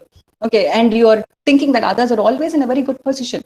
That mindset has to be changed, and you always have to surround yourself with positivity, positive people around you, so that you don't get a negative dose every day. Okay, and this is like there are people who listen to news or notifications on the mobile apps every minute and test what is the count and post it like cricket scores. So it is not going to help in any way, right? You be aware. Yes, you listen to the news, probably morning ones and night ones or evening ones, so that when you go to bed, you don't have to carry that news with you. You just carry something which is positive with you. Probably listen to podcasts of people who are, or like something related to your spirituality or some kind of self-development, which will help you a lot. And then positive mental food is basically listening to podcasts or seeing the videos or listening to series, if you have series by chance, and reading books. What it goes in, like they say that garbage in is garbage out. It is generally said in computer field, like whatever data entry you do, if it is nonsense, whatever output you get will definitely be nonsense. So similar is our mind too, right? If you keep loading garbage in that, whatever output comes will definitely be garbage. So if you load positivity into that, you will definitely get only positivity, right? So the mental food, that is like what is your mind taking inside, talks a lot about how you speak. So it is what which is going to come outside as well. And you go in for a positive training and development. It is not necessarily like you should attend a personality development course every week or nothing of that sort. You just have to visit to people, okay, and probably you can do something which you always wanted to do, and that is going to help you, like learning a new skill. It is going to be a very good boost. Okay, so when I'm saying webinars, it is not that, see, there are people, there was just like one of my friends said, I've got 48 webinar certificates. I said, that was the time when lockdown was only 25 days, 25th day. I told him, like, the number of days of lockdown is not that, how did you get 48? Like, it's like morning one, evening one, or I parallelly log into 2 devices. And there are 2 things which matter: the starting time of the seminar, so that you are within that 100 participants limit, you enter the webinar, and the exit time matters because they give a feedback form, you have to fill that. So he was not bothered about the content. So that is not the training I'm talking about. I'm talking about the training which you want to take in yourself. You internalize, you try to ensure that you are matching, and your brain syncs with that, and you want to make a better person of you, a better version of you, and that training helps you. It could be like training your mind, or getting a new skill, acquiring new things. Okay, see, probably I'm basically an MBA person, but I wanted to try how a Python programming works. And there are a lot of free courses available. Okay, I know, I'm sure everybody is aware of spoken tutorial from IIT Bombay. It's give beautiful content. Okay, so it is like how you want to upgrade yourself during this lockdown, so that when you go back to your workplace, you are a better person. Okay, and your positive health habits. Okay, so even if it is a lockdown period, your health habits matter a lot. Sleeping late, eating, binge eating, now that Swiggy and everything delivers to your house, it doesn't mean that you keep on eating or enter into binge eating habits.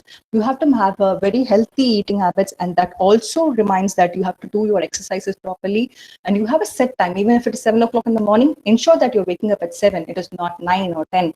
Okay, so just ensure that you have that particular wake up time and sleep time. That routine has to be maintained, and you have a lockdown routine. You just plan, you have a scheduled classes.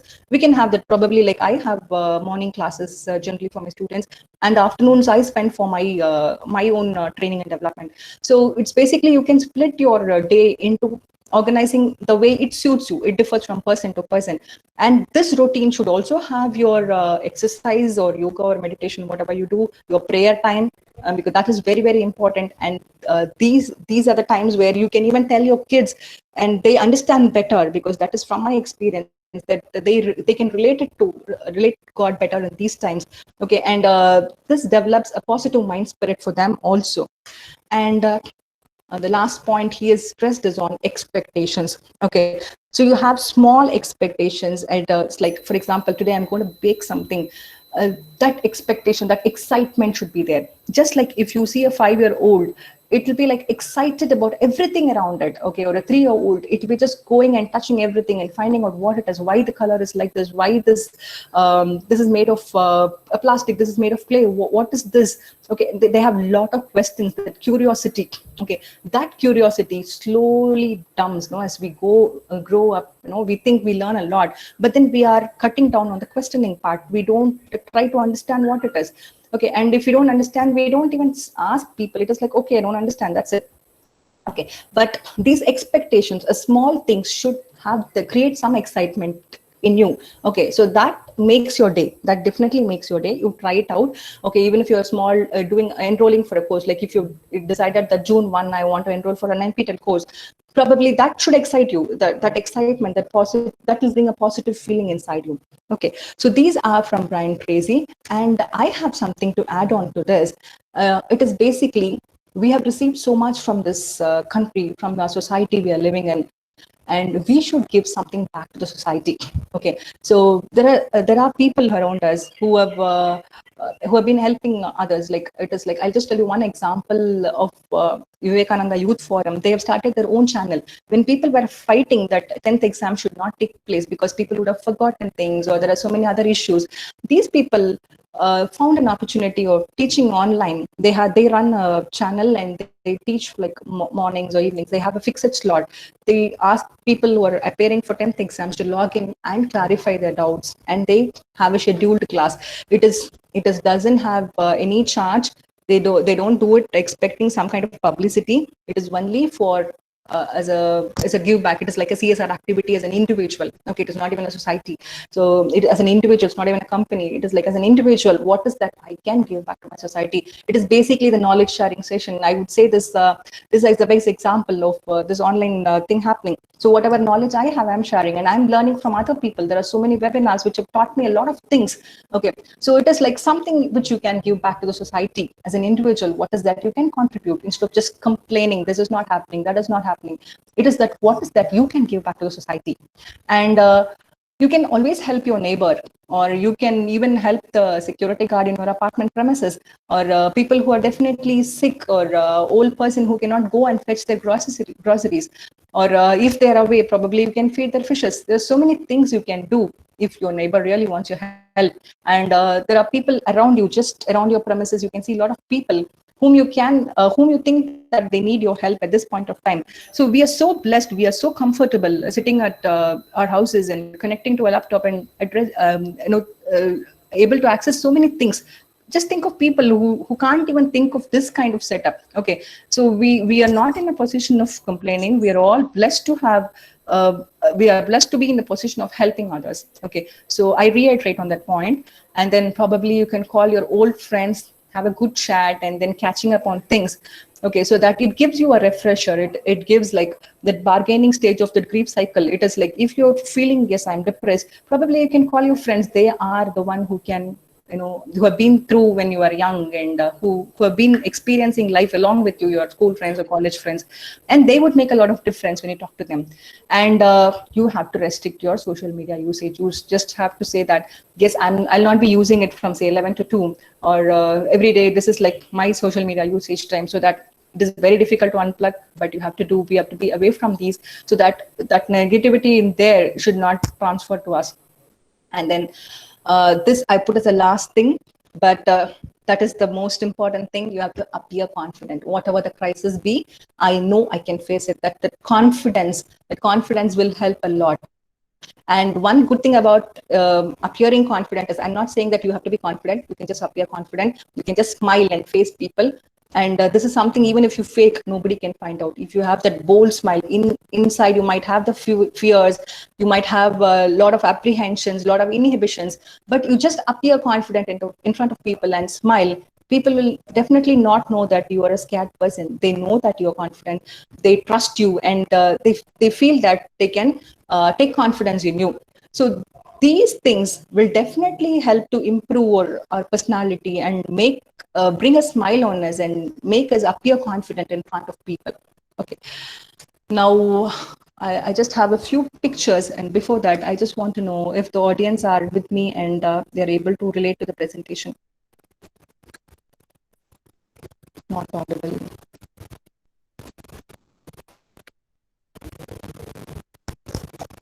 Very good session. Okay, thank you. So I'm feeling confident as well. Okay, now this is a picture. Okay, I'll explain this picture. But before that, so whenever we log on to our social media, we see the news. We mostly see that what is the early morning, we wake up and see like what is the corona count today in India, in my Tamil Nadu or Maharashtra or Gujarat or whatever. And then we move on to other news which happens. But there are certain sites which throw only positive news to you. Okay, so even if you're not aware, now that you are aware, I want people to log on and every day check what is the positive news around the world. Now, the word positive itself is a little scary for many, because positive itself is negative these days. Okay, so it is, I would say it is like positivity in terms of improving ourselves. So there are a lot of good news which is shared in the media. So there are websites which report only good news. So that I want you to check. And this particular thing you are seeing is a picture of that flag, what called as it is based off this needle craft. Okay, and this was made by needle workers who are quarantined around the world, and this has created a world record. And there are totally 79,000 flags. If you see the drone shot of different nationalities and different patterns, and there is one flag which says NHS saluting them, and there are flowers in the flags and different colors. So these are made by quarantined workers. So this shows the creativity. This shows their openness to experience. Okay, so there are people like sitting and cribbing. I don't have an opportunity. What do I do? This is like you find opportunity. Okay, so this is one thing. And this mask you see, it is actually a self-cleaning mask, and this is made by Israeli researchers. It is under patent. It is not yet released. They've applied for patent, and this, with the help of the smartphone charger, you can clean this PPE. This is mask. So this is coming as a boon for people because there's a lot of severe shortage of PPEs and masks. And also, when you're using disposable masks, that again is a question of biodegradability. So this can, if once tested and comes out, patented, it comes out into the market as a commercial thing, probably it can save a lot, and it is also contributing to a positive environment. And this is on the lighter side. This is a restaurant which is designed a 6 feet long sausage, so you can enjoy social distancing when you're going out with your friends. Okay, you're eating. And this lady, whenever I talk about this COVID, people say that elderly people, you should not step out. Just like if you're affected, you'll definitely die. So those kind of negative things come to you. That this lady stands a challenge for all those people. She's 1 or 3 years old, and she's enjoying her favorite drink after she recovered from her COVID. And she's very positive about life at this age of 1 or 3 years. Okay, and this picture you see is IKEA's parking lot, where this German outlet had allowed the Islamic community people to offer their prayers during this Ramzan. Okay, so that is how people are. It is like there's so much of positivity around us, and I want people to understand this positivity instead of just concentrating. See, we have to be aware of what is happening around, but doesn't mean that we should be thinking only about that. So we have to think about the positive things, and you mold your personality as well. Okay, now with that, I'm stopping the presentation about just a minute. Okay, help us positive solutions in the face of future easily, right, madam? Okay, see, there's one more thing. When I say positivity, there are some students who question me, ma'am, that is basically a denial mode. If I'm saying that I'm positive, I don't have this problem, it is actually denial. They say that it is not practicable approach. But see, there has to be a difference between understanding practicality and being positive, right? So practical is yes, positivity is yes, I have a problem, but then I will find solutions to that. Right. So it is not that it is not that denial mode where I say I won't get it. See, you can feel positive. Yes, I may not get, I may not be a cancer patient. It's not that everybody in this world gets cancer. But if it strikes, then you don't sit and cry. It is like, which stage is it and what can I do to manage this? Even if it is stage 4, yes, the next few days of my life, anyway, people are going to die. So it is not, nobody's permanent in this world. So what is that, in that calamity, what is that I can do for the society? What I can do for to keep myself happy, if not for the society? Okay, so that is how you have to, bring out the negative thoughts in you. It's like negativity focus. I think I answered your question, Mr. Shankar.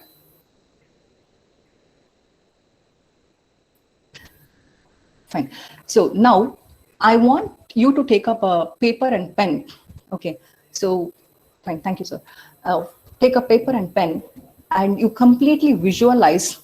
And this particular is basically, I'm going to narrate you a story, and I'll be asking you a few questions. Okay. So you just have to keep visualizing what I'm saying. Okay. So in case you're not able to follow, Gokul, I think you can stop me if I'm not clear. Ma'am, you are clear. Yeah. Okay, fine. Okay, so I want the audience to just take a paper and pen, or probably they can use their notepads on the system, whatever is comfortable for them. And this story, at the end of the story, I'll tell you what it is. Okay, fine. So we'll start. Okay. Now I want you to visualize that you are getting into a forest. Okay. Now this forest is completely your imagination. Okay, there are a lot of trees, just as you see any forest, there will be a lot of trees surrounded, and you are in that forest. You see a path in front of you. Okay, now the first question is, how do you see the trees? Is there any order or pattern in that? Or it is basically very chaotic form? You write your answer in a piece of paper, or you can write it down on your notepad or Word or whatever is comfortable for you. Because if you don't write down, then the sequence gets mixed up and you will not be able to answer it properly later. So the first question is, are the trees in any particular pattern or it is chaotic? How do you see in your imagination? See, there is no right or wrong answer. It just reflects what is your present state of mind. So again, it is going back to self-awareness, how you are. Now, the second question is, when you're seeing this forest, how do you visualize? What is there in your imagination? Is it daytime or nighttime? You just have to write day or night. How do you visualize this forest to be? And the path which you're walking, how do you think it is? It's a very wide path or a narrow path? How do you visualize it to be?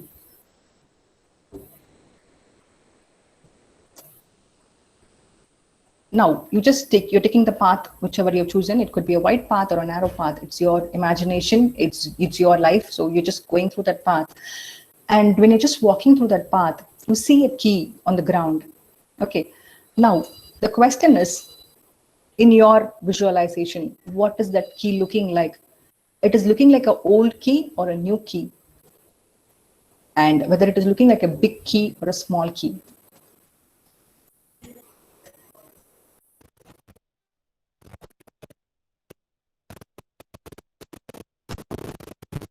Done. And what will you do with the key? You want to take it with you, or you just want to leave it and go ahead? Just keep walking. You have the option to pick up the key or just leave it there.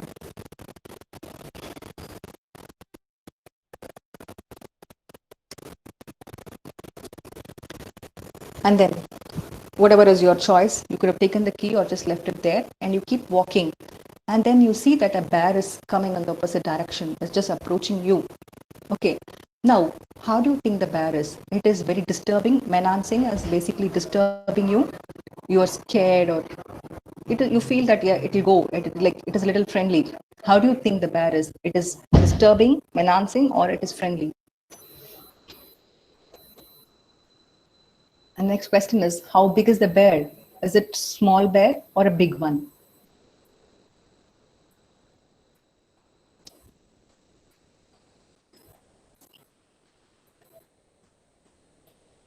And then whatever is your choice, it may be a big one or a small one, whatever, the bear just vanishes into the woods, into the forest.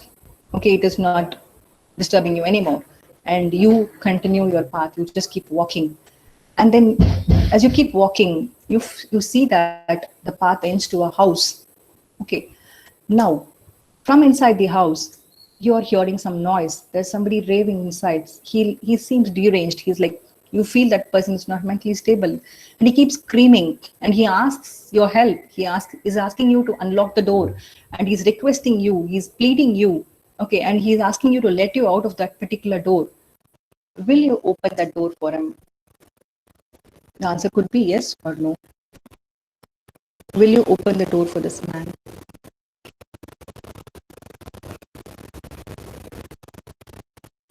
Okay.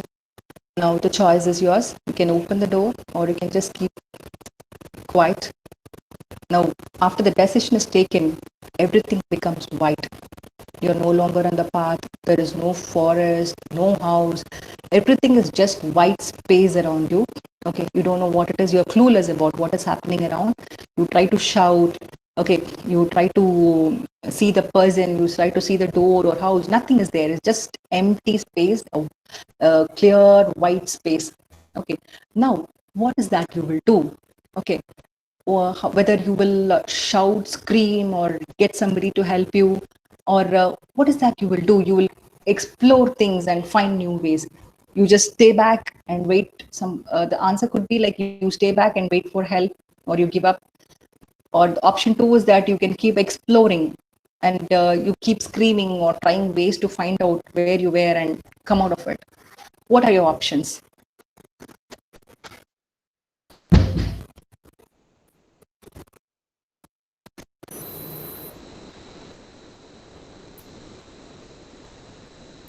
I want to know if the story reached all of you.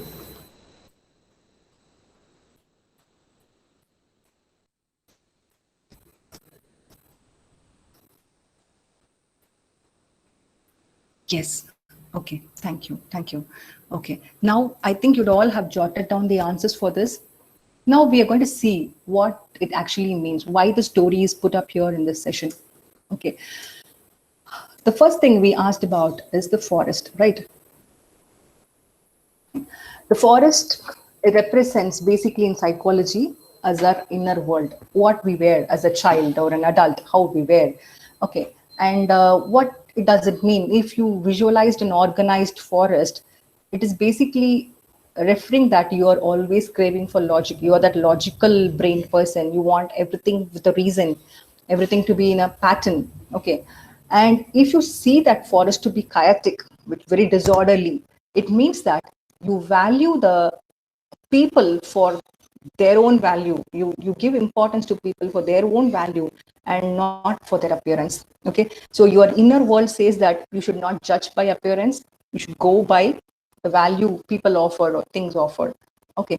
So that is the forest for you. And if you visualized daytime, it means that you had a very pleasant childhood experience.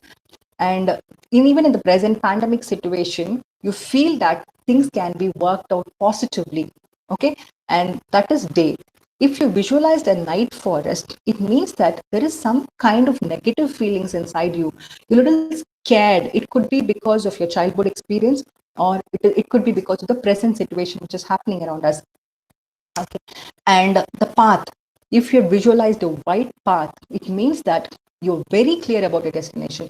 You have thought about what is that you want to do, and you're very clear about what is the way ahead. If you have thought about a narrow path, it says that you have the fear of future. There is a lot of hesitation. Okay. And there is a fear of unknown. Okay. And the keys are basically our desires. Okay. If it is an old key, it means that you have a long pending desire. Okay. Old desire was something which you think that you have a treasure in life that it can be a magical treasure which can change your life. If it is a new key, it means some kind of new interest or new desire just recently formed. And if you thought about a big key, it represents big wishes. Okay, you hope that it opens up treasures for you. Okay, you feel that something magical will happen, some medical miracle will happen and all that. And if it's a small key, it means that you have some unfulfilled dreams or desires or smaller goals. Okay. And if you have picked up the key from the forest on the ground, okay, it talks about whether you are a secretive person. Okay. If you have picked up the key, it means that you are open for challenge. Okay. You are not fearing. Okay. And if you leave the key and just walk through the path, you feel that some things in your life have to be hidden. You don't want to be openly discussed. You are basically being secretive about the things you own. Okay. And bear represents problems. See, this is all psychological aspects. Okay. So a bear is generally representation of troubles. So if it is like you feel that you're disturbed by just the approaching of the bear, you are worried about your life's problems. Okay. If you feel that it is friendly, okay, and you can just take control of your problems. You feel that you can have a control of the problems.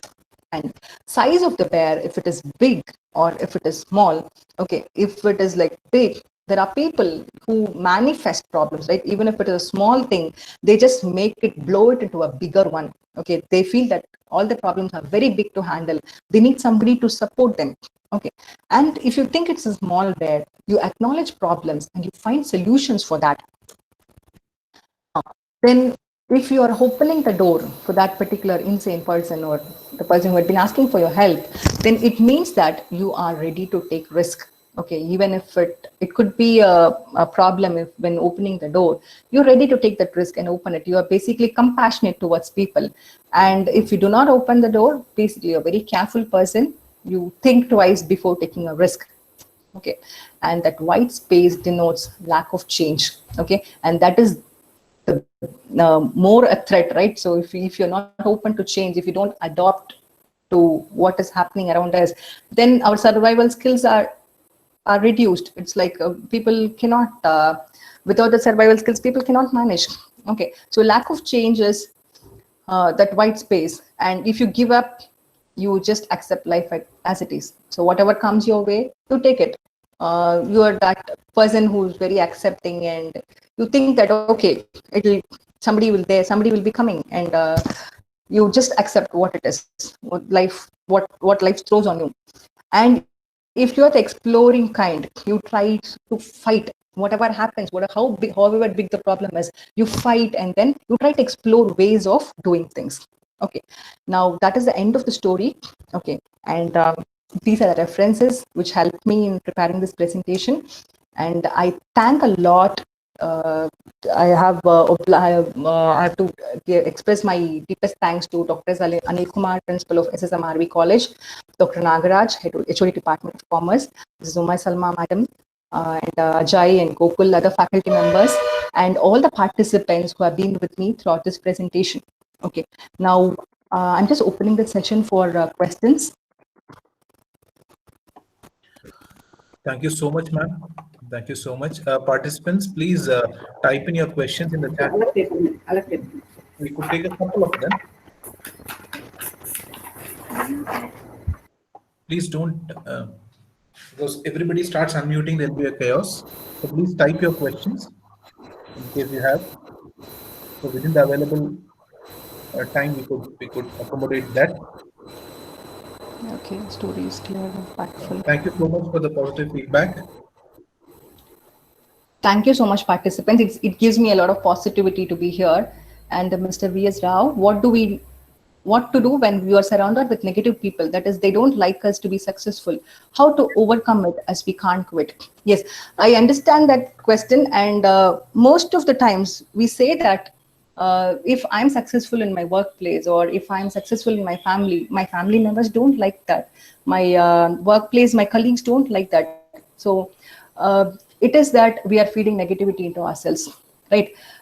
So it's basically everything comes from inside. I know it is very difficult to accept, but I'll just quote one example. Okay, so if I can borrow that from Sadhguru's presentation. He said that once a lady bought a beautiful diamond necklace, and that was a wish, was a long time wish, and she was wearing it for a party. And when she went to the party, nobody noticed that, and nobody appreciated that. She felt very depressed. Okay, that was a like 30-year dream, and she saved money and whatever, and she got that, which was her dream accomplished. And when nobody appreciated, she felt depressed. I know with like you need motivation from others, but if people are trying to bring you down, that was a very deliberate act to bring that lady down. So if you are accepting that, okay, people have not appreciated me, I have to step down, then it means that you are, you have submitted yourself to the victory of others. Okay, so it is that you have to talk to yourself. That is where that positive self-talk helps. Okay, see, people are trying to put me down. Now I'm not going to be dodged by that. I can come out of that, and that is where you can be successful. Thank you, ma'am. Any other questions, participants? We just have one, or we could just take in the interest of time. Okay. If you are less confident person, how to improve that? That was one question.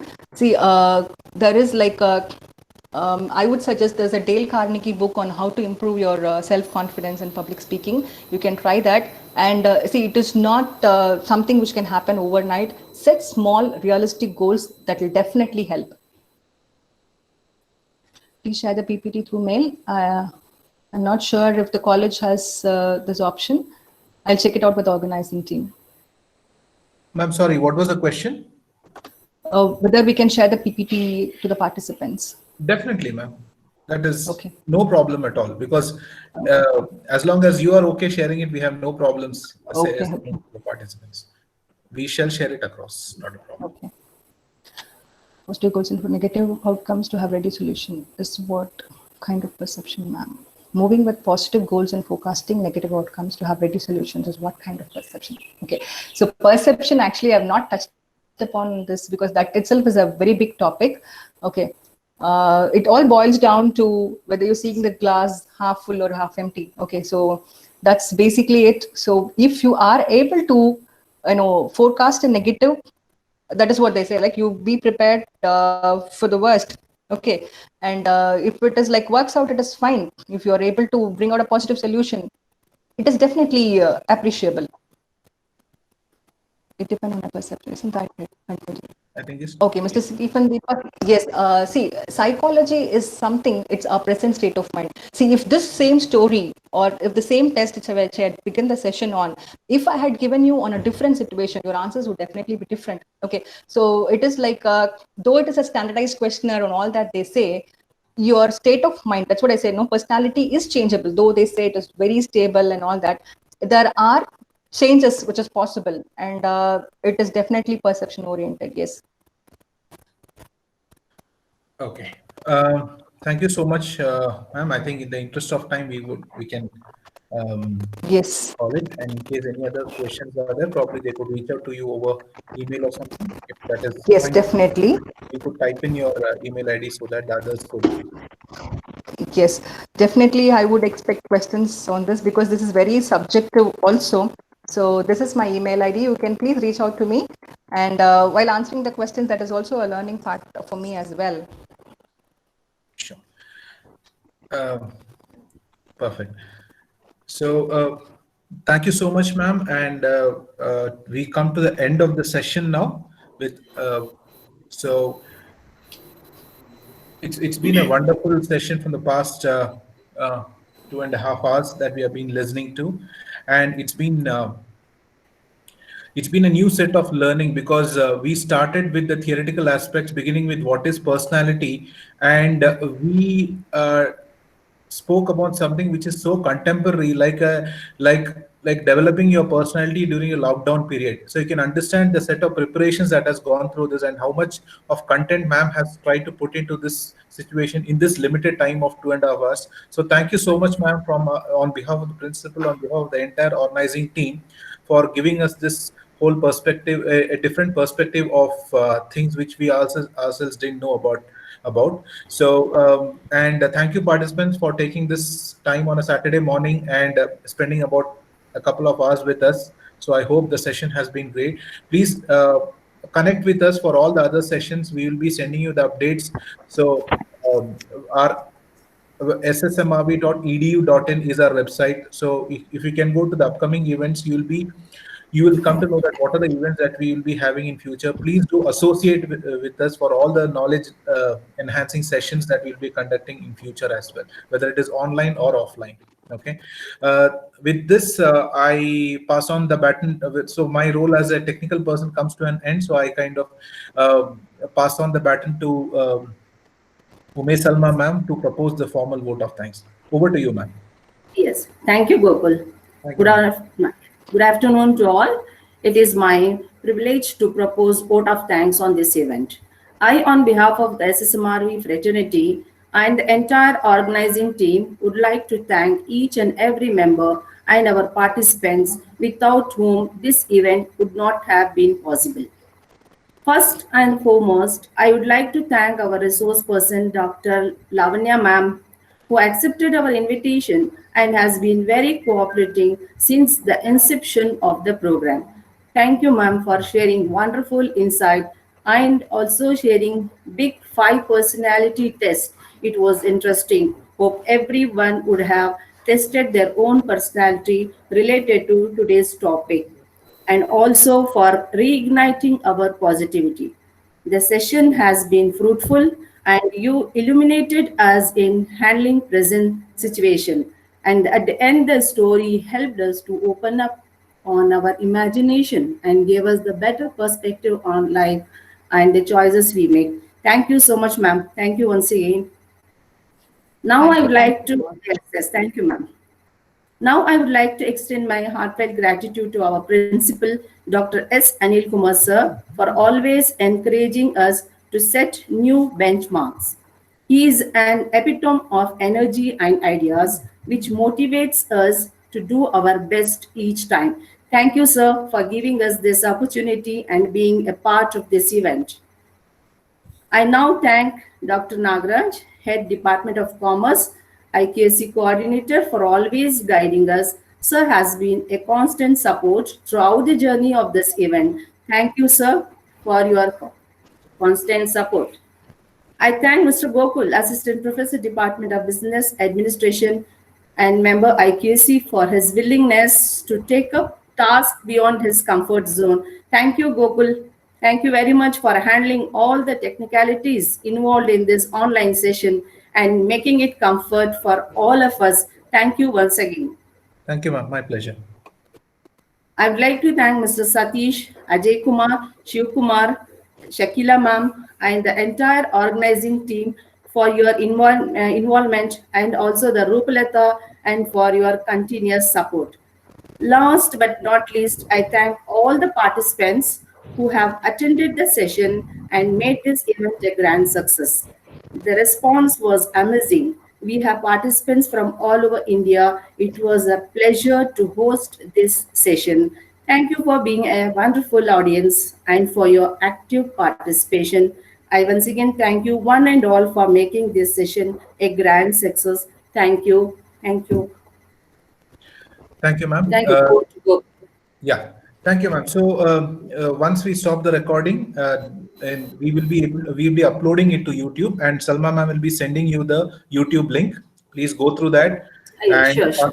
Yeah, pass it. So I request the participants to, in case some of your colleagues have not been able to attend the presentation, they could always see the YouTube recordings that have been there. Please like, share, and subscribe to our YouTube channel. There's a lot of content there for us as faculty members. So I'm sure that you will enrich yourself with a lot of content there. With that, I think we come to the end of the session. Once again, Lavanya ma'am, thank you so much, and thank you all the participants. Thank you. Yeah, and have a nice weekend. Thank you so much.